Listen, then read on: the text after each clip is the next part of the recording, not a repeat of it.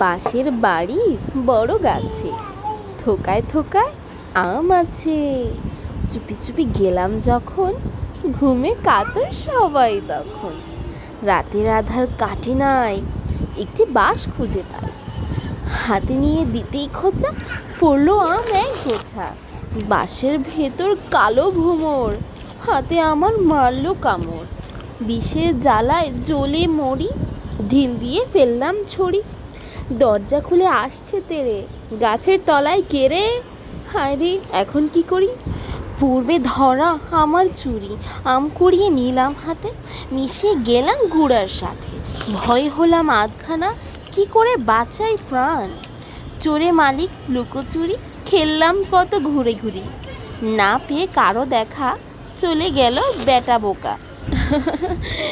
আমি কিন্তু কবিতা আবৃত্তি করতে পারি না, তারপরে একটু চেষ্টা করতে ইচ্ছা করে মাঝে মধ্যে। তো জানাবেন কেমন হয়েছে, আপনাদের ভালো লেগেছে?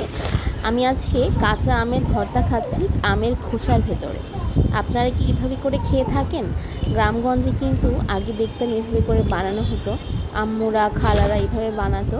তো সেই জিনিসটা আমাদের বাসায় প্রতি বছরই করা হয়, খুবই ভালো লাগে। তো এইভাবে আম ভর্তা মাখিয়ে আমের খোসার মধ্যে কাদের ঘরে ঘরে খাওয়া হয়, কমেন্ট করে কিন্তু আমাকে জানাতে পারেন। সকলে ভালো থাকবেন, সুস্থ থাকবেন। আল্লাহ হাফেজ।